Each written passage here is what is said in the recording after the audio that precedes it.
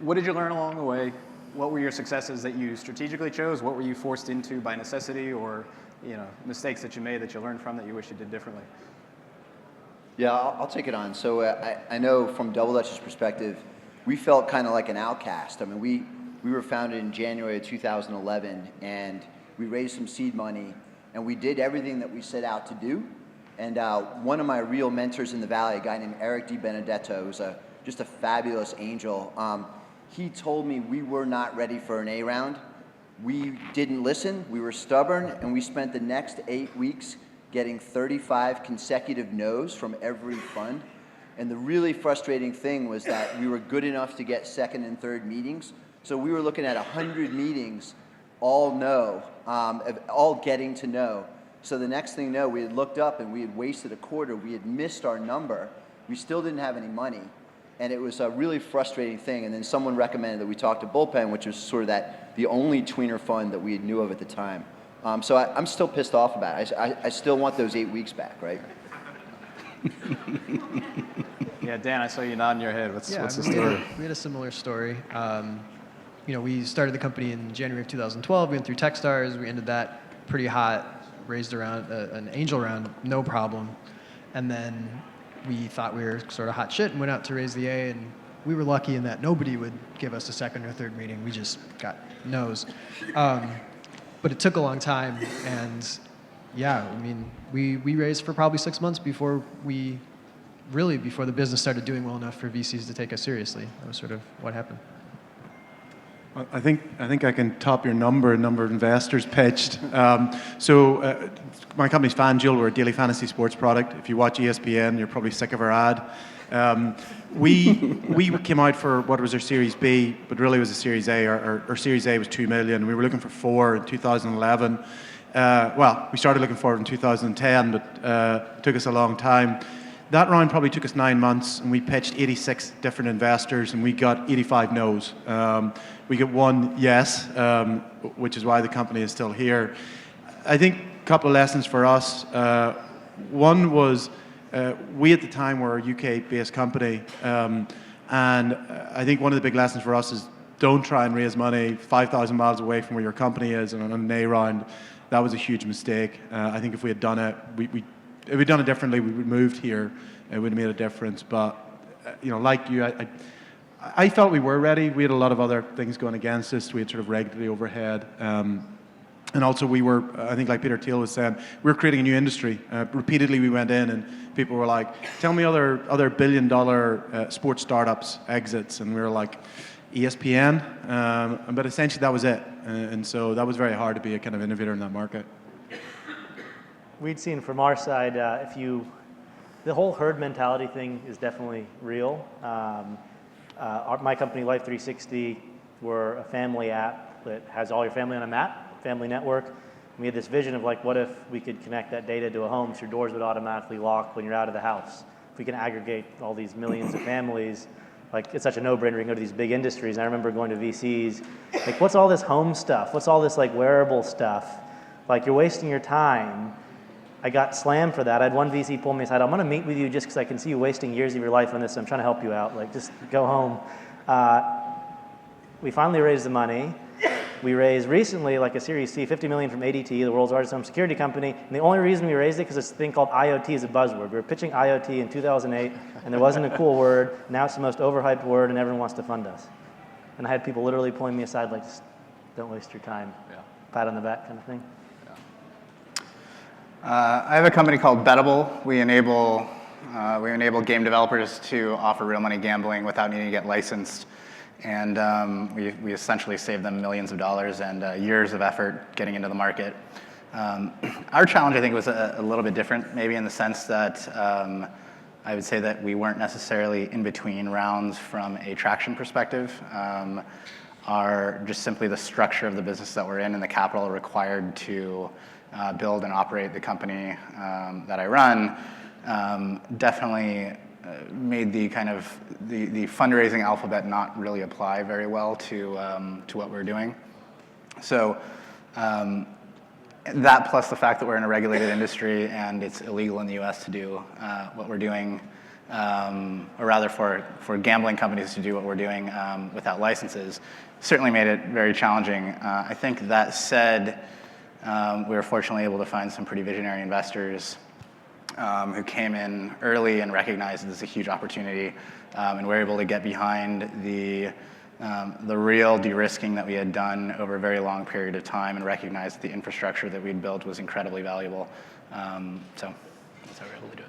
But I want to talk a little bit about the value add that you may or may not find from investors. We noticed that getting access to deals is not really a problem anymore because of how heavily syndicated most of the early stage ecosystem is. When you go out and pitch 86 investors, they all had access to the deal, they had an opportunity. But when it comes to taking a bet a little bit earlier than the traditional Series A guys are comfortable, cleaning up the deal to get it prepped for the growth guys, and you guys have all left the seed process to raise a 10 million plus round, in some cases 50 or 70 million. What do you look for in an investor that's going to be able to, add value and then contribute in that process?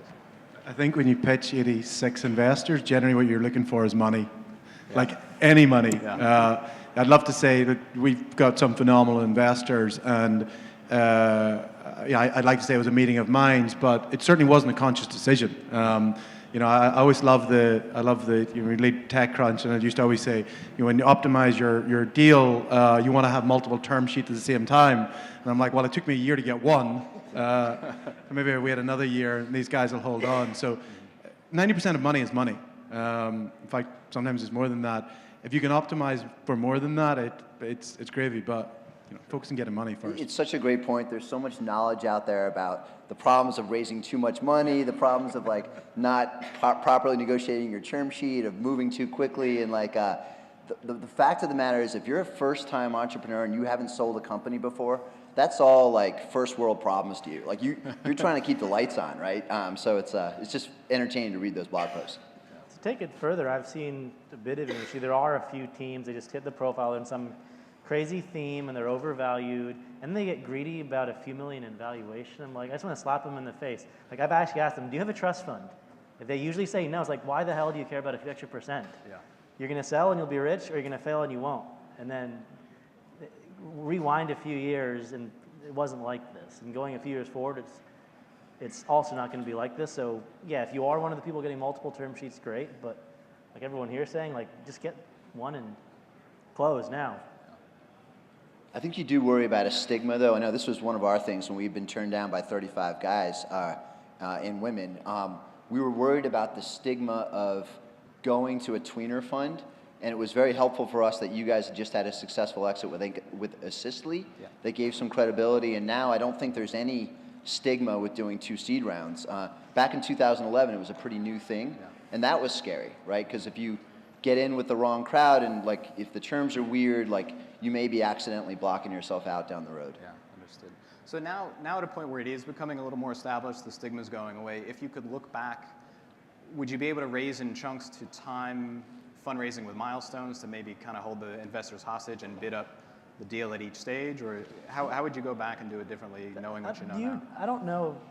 I know from my experience, companies I've now invested and advised in, I don't know anyone who's been able to time their milestones. When people ask me, how much money should I raise? I say more. Yeah. Yeah, I mean, for the second seed, we did it because we were not going to exist if we didn't do it, right? Yeah. Looking backwards, I don't think we could have done much to change the milestones. We were working as hard as we could, and we were learning a bunch of things and failing at some things and succeeding at others. I will say that allowed us to do some gaming at the A, right? So when Sequoia got involved, we had people bidding a little bit, and that was nice, right? So we got to at least live both experiences and take what we had learned from the seed and some of the milestones we were missing and apply that to the next.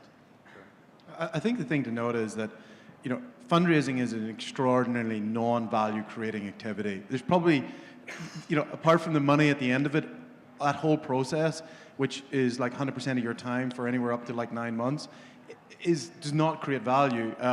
You get the benefit of wisdom of VCs, and between these 4 walls, 90% of that is completely crap. 10% of it is exceptional. So 10% is really good, and if you're VC in the room, you're in the 10%. But so much of it is not only it bad or perceived wisdom. A lot of it is very disruptive or very destructive to the startup. And sort of I've had to sort of consult startups. I've been in like kind of seed camp type scenarios where I've been in the room with VCs and they've given the really early stage startups some terrible advice, and if we didn't go out of the room and I've said, don't listen to any of that. So that's the thing to do. Is I think is said here, much money do you need? More, because you want to get off the road and back to building your business. Yeah.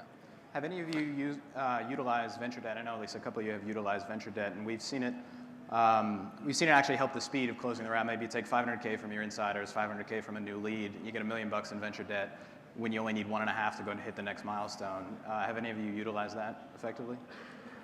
Yeah, we have. We've tacked on venture debt amounts onto our last 2 rounds. Yeah. And it's been really painless. The terms have been great. Silicon Valley Bank has been really easy to work with. So. Cool. I think it's like free money. Everyone should take it. Yeah, the thing with venture debt that's really funny is when the firms try to sell you. So Silicon Valley Bank will come and tell you, well, we're Silicon Valley Bank, we're the best, we've been around forever. And everybody else will come and say, we're not Silicon Valley Bank, as if that's a good thing. And they're really just selling cash. Like I find it a bizarre process. Yeah, we did it as well. It's a no-brainer. It really is. Yeah. And then just I guess the one thing we can end on, you've all now transitioned. You're out of the seed process, however you got there, whether it was 5, 6, 7 closes, you've made it, you've raised the big round. What kind of thinking as an entrepreneur, and for the entrepreneurs in the audience, what have you had to change during that transition to go from the small ball, scrappy company who's going up and down Sand Hill Road to, okay, we're not only driving an auction on valuation, but then eventually transitioning to the big company mindset? Yeah, the bigger the round, the easier it is. So the hardest round you'll ever do is the 35 investor friends and family round, or even the angel investor party round, where you have to give 25, 30 pitches to get little increments of 25 or 50K. The bigger the round, the easier it is. And I don't know if you guys have found the same thing, but We didn't even have a pitch deck for Series C. yeah, they just go faster. There's less risk, there's less stress on behalf of the investors. I mean, it just, yeah. Yeah, I totally concur with that. Raising 70 million was a breeze compared to raising 4. I mean, we just raised 11.5 from Sequoia, and it was a lot easier than the seed. So it was a lot harder than the first money we raised. I think for us, one of the big wins was getting Jim Andelman involved at the seed round, because he really helped us put the deal together with Sequoia. I'm a first-time founder. All my co-founders are as well. We're pretty smart, but we used his help. We leaned on him pretty hard. And if you can get somebody in your corner who understands the way the game's played and is just really on your side, like, do that. Don't worry about taking a little bit of extra dilution. He's worth it. There might be one counter to all this. I think we've all had easier times later stage. We've also proved to be right. And so it does seem like we're in a period where the market's favoring the winners in a really, really, really big way. So it's, I think raising a big round is easier than a small one because you already have that proof and traction. So I know if we had shifted things off back even a year, we wouldn't have raised it and we'd have got the door shut instantly. So I think it's very binary at the mid or later stages. I think our experience is perhaps somewhat different than the rest of you guys in terms of our ability to raise funding. The hard thing for us was actually mostly around just investor leads because of limitations around who can do gambling and who can't due to LP fund restrictions. But typically our rounds are incredibly fast. I think we closed a 3x oversubscribed seed round in a day.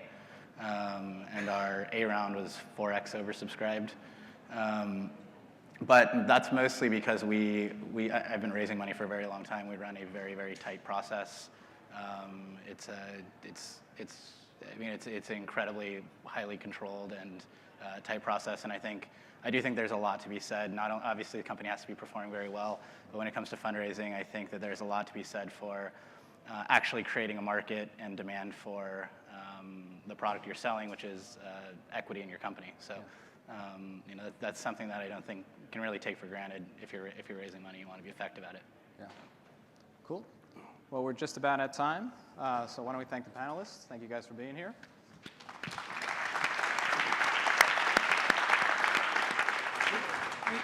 We do have time for maybe one question. Anybody? You've got a couple $1 billion in future market cap sitting up here, so these are probably some people you want to talk to. We got time for one question? Yeah, just yell it out. As an entrepreneur, what was the bad advice you were given by your seed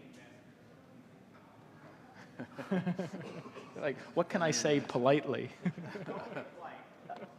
Make money.